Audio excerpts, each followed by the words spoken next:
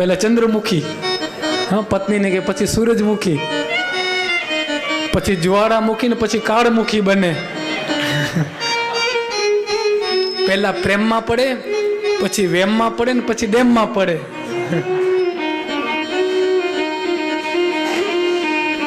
અઘરું છે, ગાડું અઘરું છે. આ તો એવું છે કે કાગળની નાવ લઈને દરિયા પાર કરવું, બે ગાડા.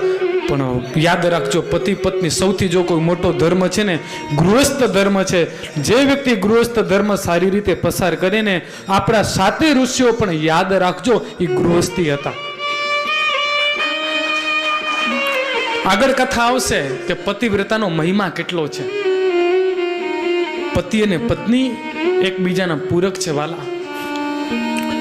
પત્ની ધર્મ કાર્યમાં સહાયક ન હોય ને, આમ તો યાત્રા છે ને એ પણ સજોડે કરવી જોઈએ.